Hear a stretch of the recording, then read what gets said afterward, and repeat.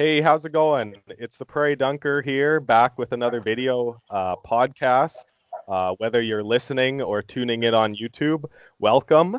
It has been a long time since I've done a podcast, but hopefully this will be a good one, as this will be the first guest on the podcast, which is my brother. So here Hi he is. everyone. Austin Tischler. Most of you probably have already heard of him. You've probably came over to my channel from his. But if you haven't, he does some carpentry style videos. He's working on a passive house right now, and he's also done some other videos. Uh, your last video was on like a garage sale finds or something like that, wasn't it? Yeah. Yeah, so that video, I made that back in October and I didn't release it till now just because I had the passive house and stuff going on that I could put videos out. But I actually didn't think that video would do too well, but everybody seemed to be fairly receptive to it. And so I think I'm going to try and do a bit more of those style videos, like show off some of my other collections. And come springtime, when it's garage sale season, go out and do some garage sailing and treasure hunting and see what I can find and take everybody along and do it that way. Yeah, and that's kind of interesting because I was actually I think we were just talking about that not too long ago about doing videos like that because well, I actually if I haven't mentioned this somewhere down the line in my videos before, I'm like a big fan of Gary Vee and his content and the stuff he puts out. And something he put out, actually, I think it's already been a few years back now, but he did some videos of him going to garage sales and showing you how to flip um, basically anything from garage sales. And I was just so intrigued with that, and it looked so fun. And I mean, us two, since we were pretty young, we've been going to local garage sales just for, the fun of it. And now that we have more of an opportunity to turn that into like, I wouldn't say career, but, a way to something bigger than just us, something where you can make money and also share it with other people. I think that's awesome. So maybe just talk more about how you got into garage sales and what you think on making it something you can maybe is it something you can put on your YouTube channel, something like that. Yeah, for sure.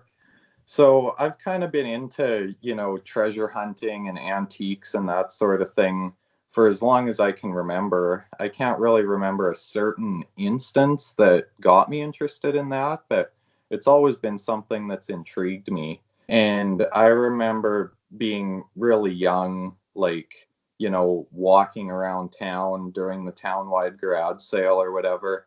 I used to have this bike with a big wooden box on the back of it, and I'd go around to all the Remember garage that. sales and I'd load up with all sorts of things and make how many trips back to the house. And I just remember thinking, all this stuff, you see it online and in antique stores or whatever, and it's worth so much money, and they're practically just giving it away at garage sales. And I don't know, it just seemed like a really good way to sort of collect value in things, if not necessarily money. Like you have assets rather than liquid assets like Hmm. cash. So I kind of thought that was like maybe a safer way to store your money rather than, I don't know, in a liquid form, you like cash where you could Yeah. spend it irresponsibly or whatever. But yeah, so now I know a lot of you probably have seen my video on my hoarder bin, which I'll probably do an update video on that, maybe go through it a little bit more. But that's basically all the stuff I've accumulated. And, there's quite a bit of stuff out there. And that stuff's all worth money, right? So, like, I see it if I ever get into tough financial times or whatever, I have all that stuff to fall back on. So, I could turn around and sell all that for a profit. and kind of be safe that way. Yeah. And I think that's interesting because you mentioned the bin because like versus what you've spent to accumulate all that stuff, like there's a mass percent of that stuff you just got for free. I'm sure Oh, most of the yeah, bottles, absolutely. the vast majority you probably just got. And I'm just thinking like money, potential money made obviously is an asset now, but you know, potential money sitting there now, you're you know, the winnings off that would just be great. Like just Oh, yeah, definitely. Yeah, there's got to be thousands of dollars, if not tens of thousands of dollars of potential value.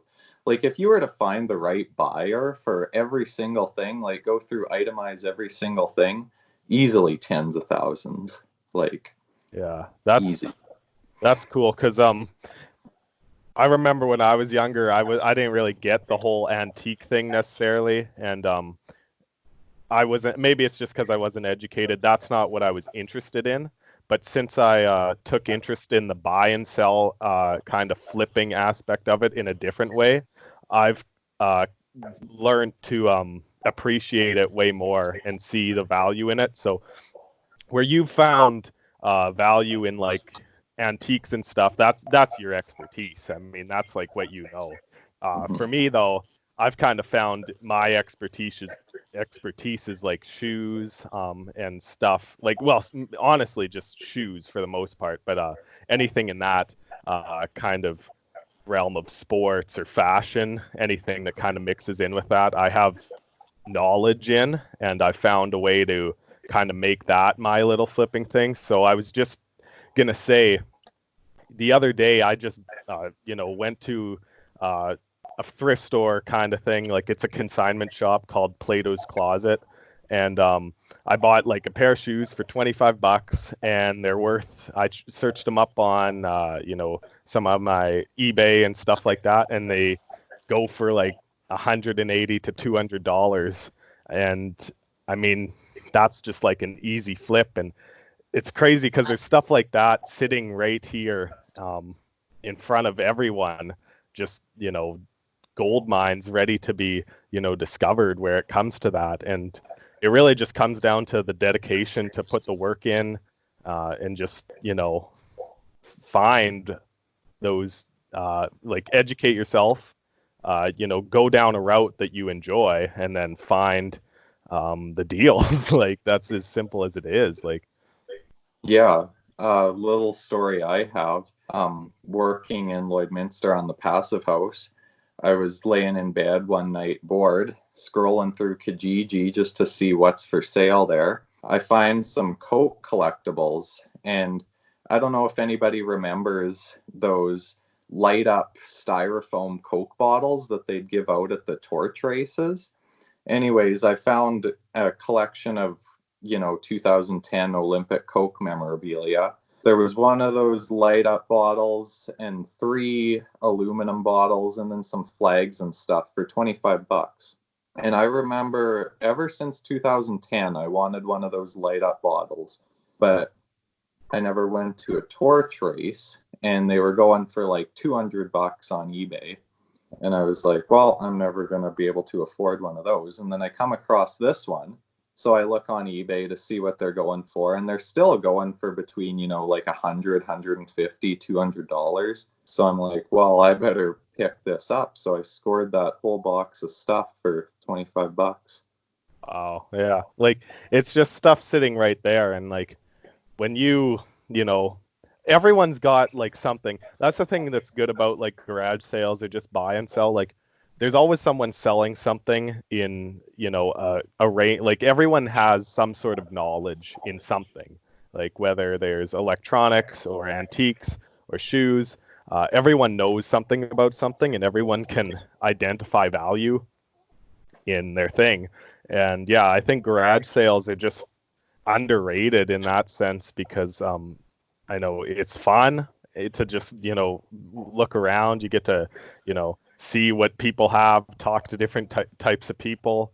And for me personally, I've been getting like pretty, and I'm not saying like I'm this huge shoe seller, but I've been getting more and more invested in the buy and sell of shoes, and it's just like a fun way to make money, just for yourself. You're not getting it. It's just kind of that, entrepreneur way of like, not wanting to receive a paycheck, but just kind of, making your own way through it. It's a side hustle, and I think no matter what you do, I think having a side hustle is probably a good way. I think it's good for everyone. It's just kind of like a creative way to, make money, find an earning in something other than just a paycheck. It's fun for sure.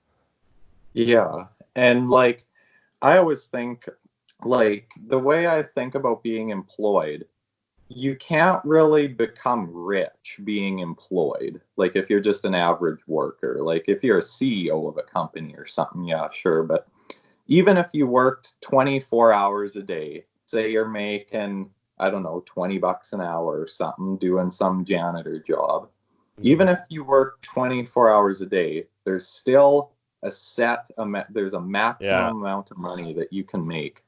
So if you have some sort of side hustle like that in your spare time, something that you enjoy, that way you can get creative and make extra money on the side.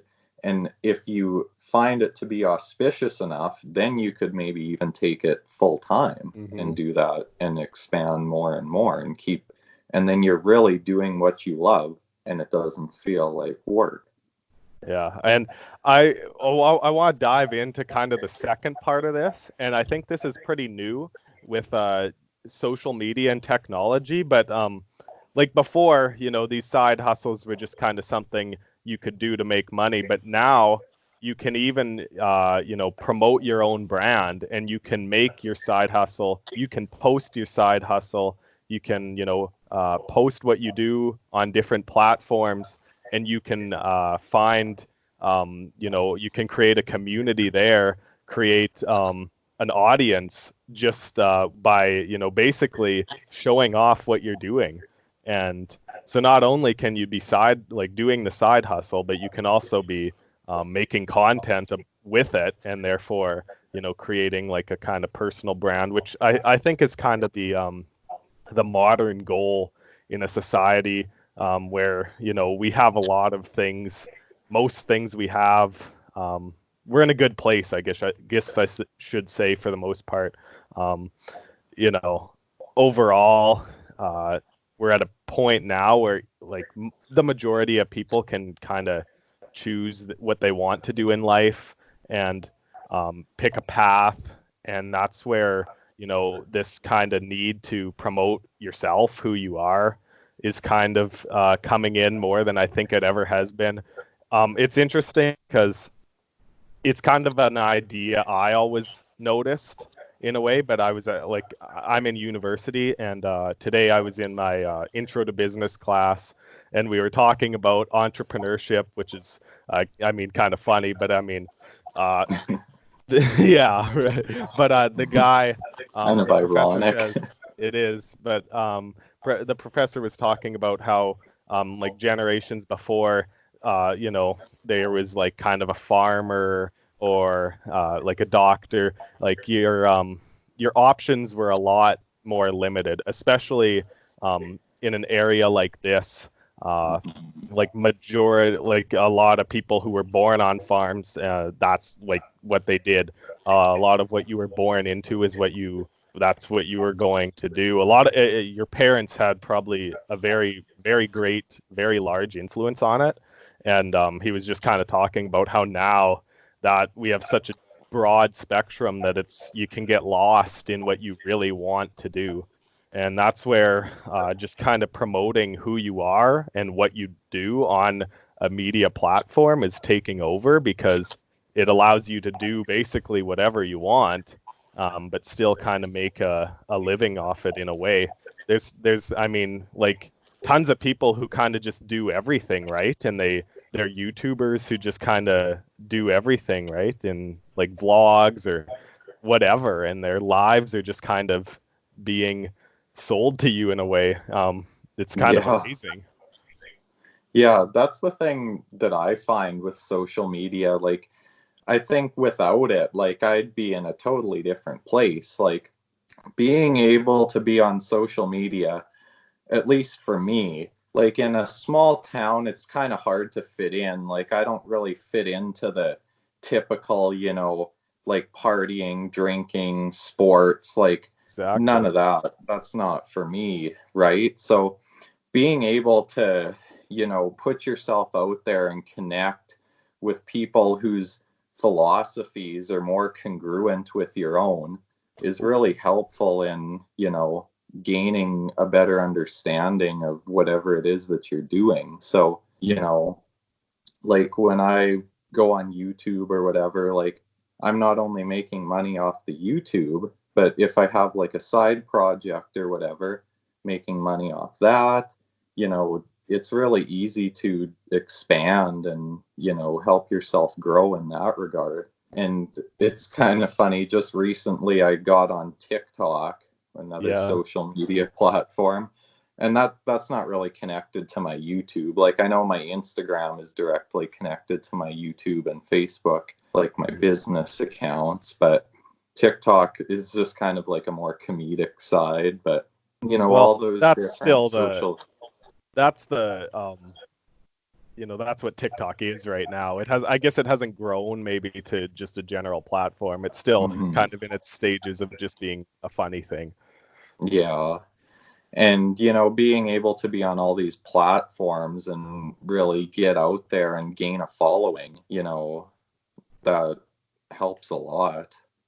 Yeah. And yeah, like you kind of were mentioning there how like, we're from a small town, and I mean for me personally, I always looked at that as just, such a limitation to me because, I guess the dream is to whatever the dream is, for the most part you need connections and like I mean, let's face it, people who are, born up and like born and grow up in small towns, like that tends to be the lifestyle that continues and, that just is goes on in that small community, which I'm not, there's nothing wrong with that. Like if that's like a lot of people enjoy that, but it's just like uh you felt like I felt like, I was limited because I was like I felt different in a small town. I felt like I didn't really um get to express myself in the way I did. And I mean, we might get into this near the end, but I was just like really shy, and I still am quite shy, but like uh I didn't connect with people great. I didn't make great connections. I didn't like very small friend group. Definitely wasn't the typical, you know, small town teenager.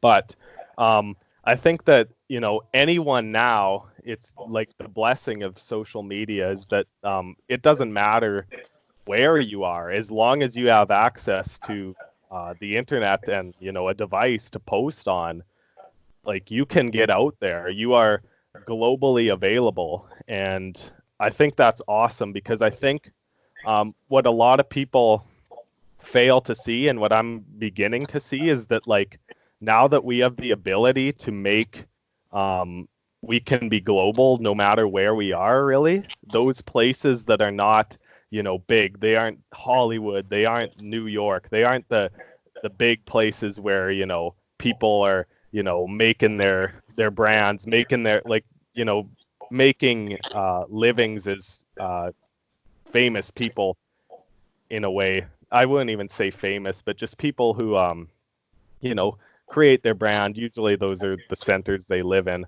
But now with media, like those smaller communities, smaller places across the world, those have like I think a chip on, the shoulder in a way. Like they have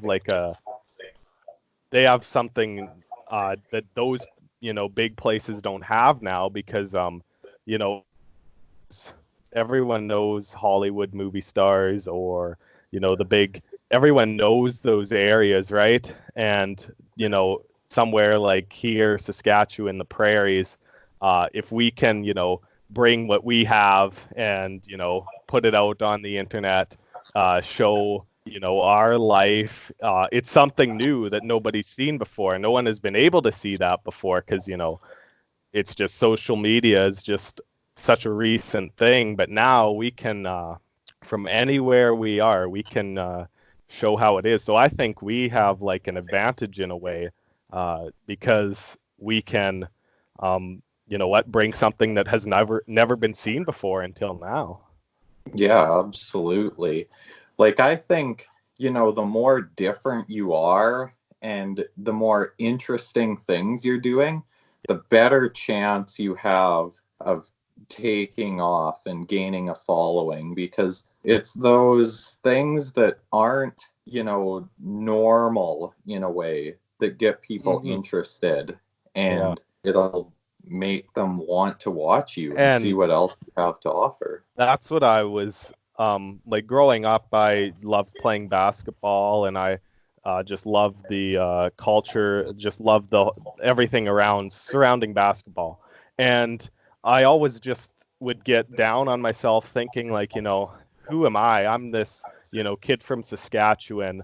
I'm, short, 5'10". How am I ever gonna, make it out? I always thought of myself, looked down on myself, thought I was weird, antisocial.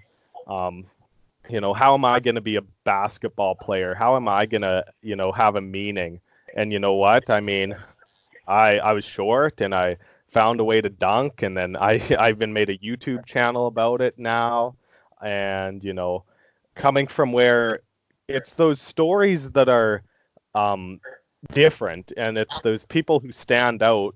That's what people like to hear. That's what is interesting. That's what, if you're the one guy from, Alaska or something doing some random thing, like that's something different. Like that's like I can you guys think like the famous YouTuber who lives in Alaska or something? Like is that not just like the craziest thing? But anyways, that's just how I think of it now. I flip my negative look at it, and I've switched it to be like, yeah, I'm different in all these ways, but that just makes me that much more unique, and that, sets me apart from the group that much more, which should be what you want. It makes you a lot more marketable online. Exactly. Because everyone knows the big people who do they're from the big centers or big cities. That's just a more flooded market in a way, like, and now absolutely having someone from a different area, it's just a new, I like how you said, it's just like more marketable. And so that's I was talking about how I was antisocial and whatever. Maybe like we're what, 23 minutes in. We'll go talk for a little bit more. I was thinking about, and I wanted to talk about this, is like improving yourself, and how YouTube has helped me branch out in a way, is like socially, and it's helped me express myself. I think social media is great in that sense because it is easy to find your group of people and people you can relate to, but just talk about how you can being able to express your true self online can how it improves your character, I guess. Yeah, for sure. So I don't know, like back when I was in school or like younger, I was so different. Like I thought of myself as like weird and stuff, and like I still do. Like, let's not fool ourselves here. I guess we just care less at this point, right? Yeah, like I've stopped caring, but I was never really too vocal about my interests and stuff because I didn't want to be like really thought of as weird. But then like, started getting into YouTube, and met Alex through the Potter's House and everything, and realized that there's this whole group of people who is like interested in the same things interested in and everything. So, being able to, have that fan base that, can share their information and insight and interests and stories and everything with you is really cool, right? Because and even, just being in front of the camera and talking in front of a camera, that's kind of helped me. Obviously I've still got a long way to go. I'm not super, enthusiastic or anything, but, it helps just being on YouTube and getting that sort of, introduction. And, it's kind of weird. Another thing, interacting with people, meeting subscribers and getting recognized in public. You have to, I've been recognized a couple times in public. You have to act like a famous person. There's these random people, oh my God, they're so excited to see you. And it's geez, that feels weird. I have to conduct myself properly in those circumstances. And you've made it to the, fans coming up to you stage. The best I've done with that is little kids from my town coming up to me. Get recognized. Hey, it's the and just to be clear,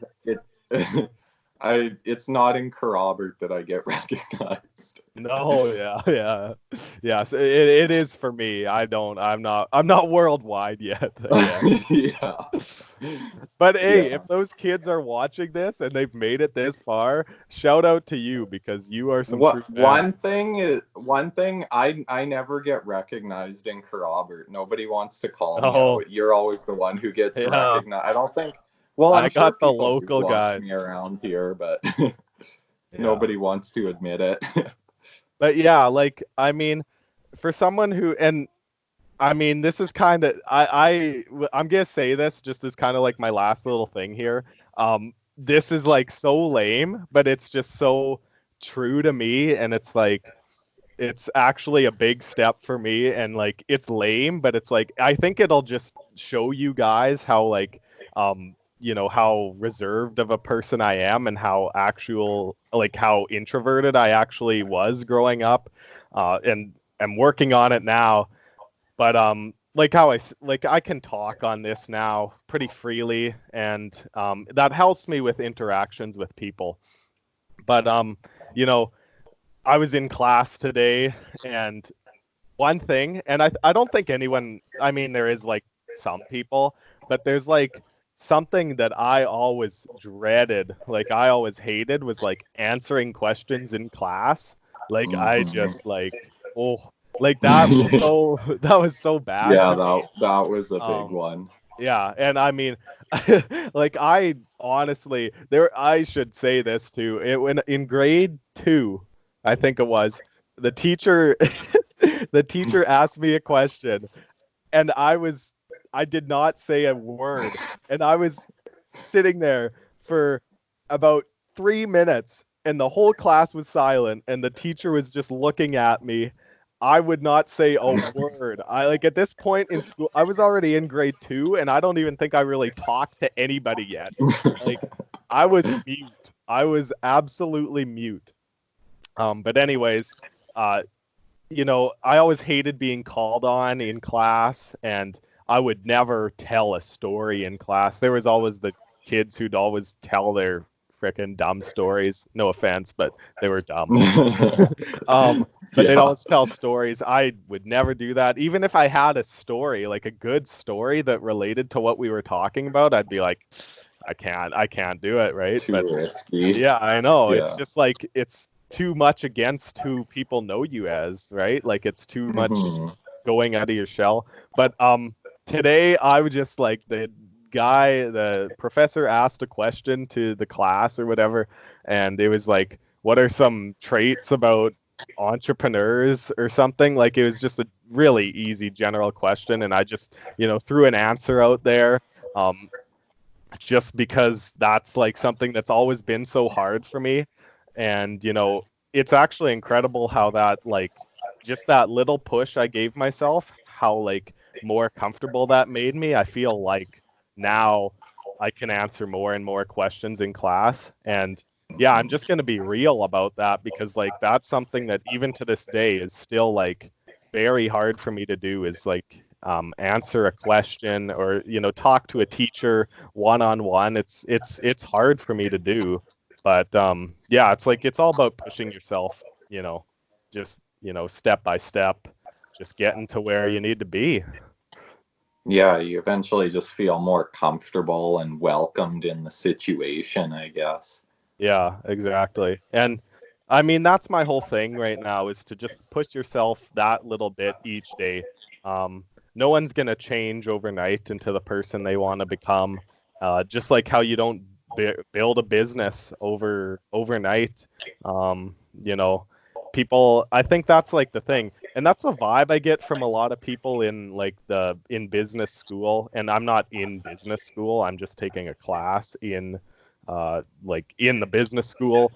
But I feel like there's like the entrepreneur vibe is very trendy and like it's kind of people want like to just have an idea spark in like when in the shower, right? Like that's like get a brilliant idea and then millions of dollars in the next week. But like you can't bank on an idea. And most successful people, it's not because an idea just swirled around in their head. It's because they worked and worked and things failed. Things didn't go right and they just kept going until they got some traction, right? And that's what it is. Yeah. Yeah, and like a lot of it, just has to do with luck. Like, Yeah. right place, right time, like, the right people see your idea Yeah. at the right time they're looking for it. Like the right company is looking to buy you out or Yeah. whatever. Like, um, and like I remember watching an interview with Kevin Cronin of REO Speedwagon, and that's kind of what he was saying. Like a lot of it is about luck. Like it's not so much about skill, but more about luck. And he's saying you can't go to school for luck. Yeah. It's something that just comes. Like Yeah. that's not anyone's fault. Like there's lots Yeah. of people who are good enough or have good enough ideas who will never make it Yeah. because wasn't the right place or the right time. Like, Yeah. But I think the true like entrepreneurs or the true hard workers, they understand that luck is a huge part in it. But whether that's the case or not, they're just hard workers. They just, they love trying to make things happen. They don't care about the goal as much as they care about, just trying to get something going. They love the process. And I think you need to do that if you're really going to be serious about doing your own thing and making a living off that. But I mean, from the both of us is just people who are just, getting our feet, dipping them in the water with this kind of thing. yeah. It's nice to just kind of, talk about it. We have a podcast thing going here. We kind of are doing our own things on our own paths, and yeah, I mean, for me, it's just like about just keep going with it now, and just keep doing it because I actually like doing the videos. It's like I enjoy putting them out, so I think that's got to be your number one thing. Never just do it for money, but do it because you enjoy it. Yeah, and the thing I like about doing YouTube videos is like, you'll have the odd troll in your comments, like whatever, but the insight and the like other ideas that you'll get from people. Like if I Hmm. were to put out a question, like I know on my garage sale video, like I was unsure about some things and I had so many people giving me insight and tips, like on the silver spoons, which I should actually go check those. There was someone in the comments giving me what numbers should be on that particular Yeah. maker of spoon, and it's like, how do you know that? Like, Yeah. you just get that specific knowledge, and it's just incredible. Like, I could reach out to my audience for anything, Yeah. and I'd get an answer. Yeah, that's, part of that, creating an audience community. Like when you start interacting with other people, like it just grows exponentially, I think. Like you kind of really get involved in that sense. I think that's really cool about the whole thing. Yeah, so I don't know. I think 35 minutes in, that's pretty much all we have to talk about. I think that's a good It's a wrap. pretty But long one. Don't want to make it too boring. no, but yeah, I just was looking at this. I have some quotes on my wall, and one of my favorite quotes is "We are what we repeatedly do, and excellence then is not an act but a habit." And I think that just really applies to what we ended off talking about there. Is like, matterless of your circumstances, you just got to keep working at it, and things will get better, and like things will improve. So yeah, it doesn't happen overnight, whatever you're trying to do, but it's the small steps that get you there. So yeah, it was awesome to do this talk here, and hopefully we can maybe do this again sometime and see what other things we can talk about. Maybe we'll just have like a screw around conversation, but whatever. Yeah. Well, yeah, thanks so much for having me on. All right, yeah, that's about it. And yeah, so hopefully I'll get, like I said, we'll be doing more podcasts or something like that. And the videos will be consistent again now that it's 2020 and things are really getting going. So thanks for listening. Thanks for watching. And that's it. Peace.